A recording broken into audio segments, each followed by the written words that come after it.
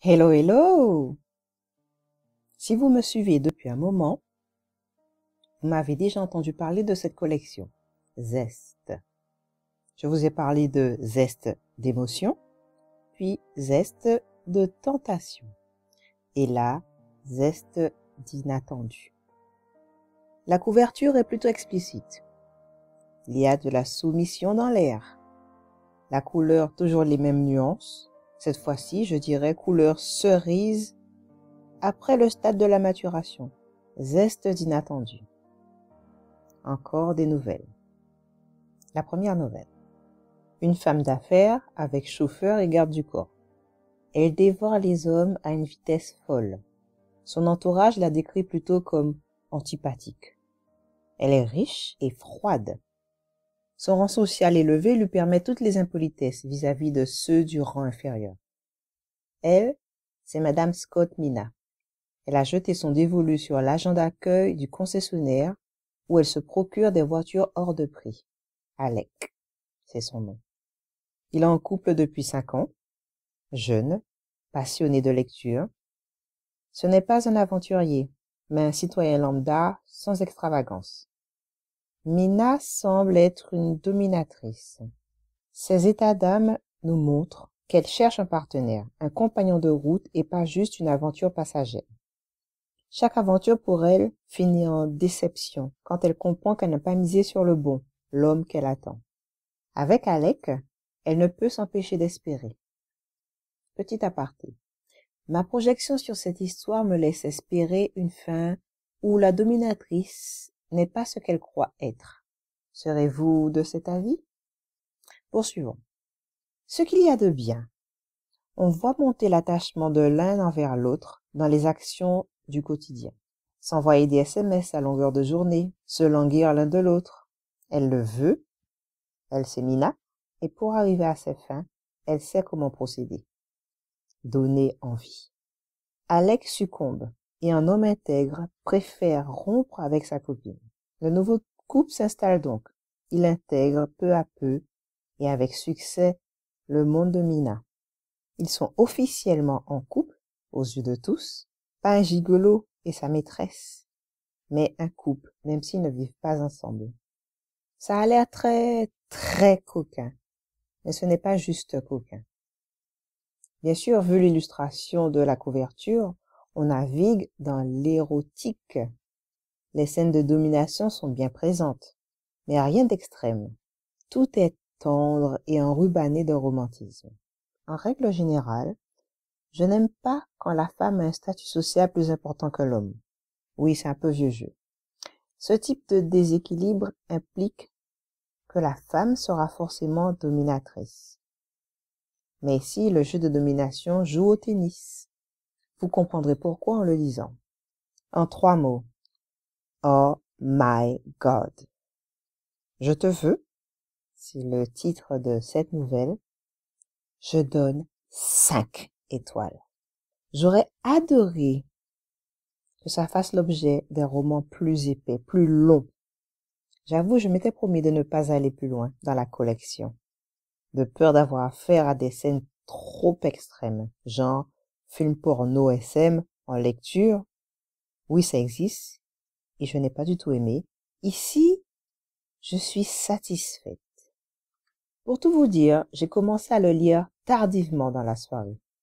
Bah oui, demain, il y a boulot, en pensant ne lire que 2 ou 3 pages. Vous me me croirez pas, il est 23 heures quand je finis Je te veux. J'ai honte d'être aussi faible. Quand je n'arrive pas à décrocher comme ça, c'est que ça en vaut le coup. Je dois même me retenir pour ne pas commencer la nouvelle numéro 2, de peur de me retrouver là, à lire à 2 heures du matin.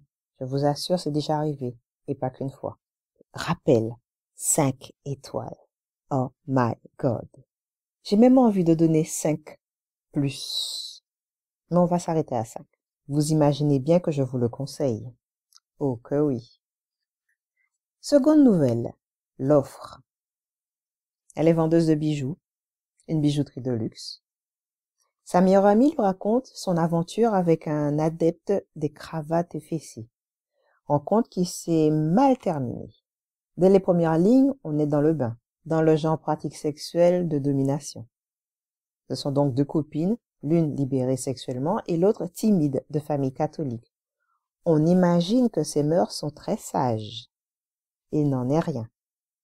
L'auteur nous laisse entrevoir que sous ces airs prudes se cache certainement une affamée sexuelle qui ne demande qu'à être soumise.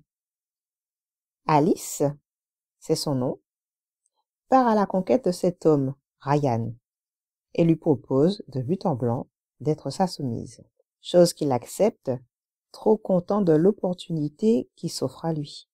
Face à la difficulté de trouver ce type de partenaire, il ne peut qu'accepter, d'autant plus qu'elle est très attirante. Le jeu commence. Le jeu d'apprivoisement réciproque. De coup de fil en coup de fil, de SMS en SMS, leur relation s'épanouit. Ils se charment l'un l'autre, au point que les sentiments se développent. Ce qui s'annonçait comme une relation de domination n'est rien de moins qu'une relation entre un mâle alpha qui sait ce qu'il veut et une femme, je ne dirais pas soumise, une femme qui reconnaît et accepte son besoin d'agrémenter le rapport de quelques jeux coquins, menottes par exemple. Par la suite, il n'a plus été question de domination-soumission, des rapports somme toute conventionnels mais explosifs et urgents, car les émotions, sentiments qu'ils partagent contribuent à magnifier ces moments de plaisir charnel. J'ai eu peur au début, un dominant qui cherche une soumise, et ou une soumise qui cherche un dominant. Mais je m'en sors bien, car à la fin c'est de la tendresse pure. Impossible de mettre autre chose que 5 étoiles. Je ne vous raconte même pas dans quel état cette nouvelle me met. Faites-en l'expérience, c'est du concentré. Par rapport à la première nouvelle, que je trouve très bien, là aussi il y a de quoi faire autre chose qu'une nouvelle. Mais en la lisant, on n'a pas vraiment l'impression que c'est une toute petite histoire. Le nombre de pages est court, mais le temps de ce récit ne l'est pas. Et pareil que pour le premier. Oh mon Dieu! Comment ne pas dévorer ce bouquin? Troisième nouvelle. Vengeance. Il s'agit d'un mari adultère et d'une femme bafouée qui imite le comportement de ce dernier en prenant un amant. Le hic est que monsieur n'accepte pas cette situation, une situation à laquelle il a contribué. Opral et Kylian, ce sont leurs noms. Elle est enseignante, lui dans le monde des affaires. Il a plutôt bien réussi. Ils se connaissent depuis le lycée. Opral a été d'une grande aide dans son ascension. Et après tout ce temps, son mari lui refuse de lui donner un enfant et prend une maîtresse par-dessus le marché. C'est par vengeance qu'elle prend un amant. Pour le faire réagir, son plan dépasse ses espérances. Car non seulement il revoit son mode de vie adultérin, mais en prime, il se rapproche de sa femme. Comment? Et c'est là toute la magie. Rien de sadomaso, comme on aurait pu l'attendre au vu de la 4e de couverture. Je vous laisse le découvrir. On croirait lire un harlequin très, très érotique. Pour cette nouvelle encore, 5 étoiles. L'auteur a su me surprendre, pauvre lectrice de romans amoureux que je suis. Quelque part, le fait que ce soit des nouvelles est positif, malgré tout. Cela me laisse le temps de reprendre mes sens entre deux histoires et de sortir de cette bulle sentimentale qui dégouline d'érotisme. 4e nouvelle, Androgyne. J'ai pris mon temps pour entamer cette nouvelle-là, parce que j'imaginais déjà, vu le titre, de quoi il était question. Et a priori, et jusqu'à nouvel ordre, ce n'est pas cela qui m'attire. L'auteur, avec délicatesse, aborde et rentre dans le sujet sans heurter la sensibilité de la grande majorité des hétéros. Qu'est-ce donc?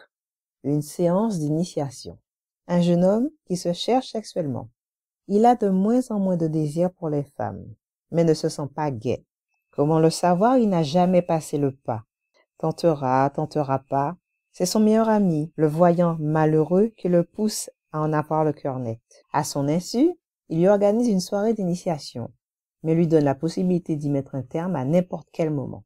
Contraint, il joue le jeu un petit moment, d'autant plus qu'il y trouve un certain plaisir. Mais, il réalise que ce n'est pas ce qu'il lui faut et arrête tout. Il lui faut analyser ce qui vient de se passer. Il s'enfuit. et tombe au hasard des rues sur un autre jeune comme lui. Et c'est là que l'auteur me surprend et apaise un peu mes craintes du départ. En effet, l'autre, sa rencontre d'un soir, est tout ce qu'il lui faut, répond à toutes ses attentes et clôt le chapitre de quelle est sa sexualité. Il a trouvé son âme sœur. Ce n'est pas ma tasse de thé, hein, mais ça vaut le détour. Oui, on y parle d'homosexualité, mais avec délicatesse. Sauf que la sexualité entre hommes, toute délicate qu'elle soit, ce n'est pas mon truc. J'ai surtout aimé la fin, pour la surprise que nous fait l'auteur. Je n'en dis pas plus et vous laisse ce dialogue auteur-lecteur qui nous met dans la peau du héros. Dernière nouvelle. 5e et dernière nouvelle. Châtiment. On découvre un institut. Un institut de plaisir? De torture? C'est au choix du client. On découvre une épouse qui accepte d'être punie parce qu'elle a été trouvée en train de faire une fellation à un voisin. Le couple se rend dans un manoir où toutes les pratiques sexuelles sont permises. À première vue, cette histoire n'a rien de romantique. On flirte avec le glauque. Mais par curiosité, elle se dévore. L'auteur sait nous tenir en haleine. Assurément, c'est pour un public averti, qui aime le SM. Personnellement, si j'avais été l'éditeur, je ne l'aurais pas mis avec les précédentes. Peut-être est-ce un choix de l'auteur, sait-on jamais. Bon, en fin de compte, oui, il y a de l'amour, mais dans le cas présent, il est secondaire. À l'origine, le mari voulait juste que sa femme souffre un peu. Avec l'aide du tenancier, il va découvrir les pratiques SM et semble y prendre goût. C'est encore de la domination, mais par personne interposée. Je conçois que des pratiques de ce genre existent dans ce bas monde, mais je ne sais pas où est la place du romantisme dans tout ça. Et moi, il m'en faut. De manière générale, si on devait faire une moyenne, ça pourrait être 4 pour l'ensemble. Mais comme les 3 premières nouvelles sont extra, je laisserai 5.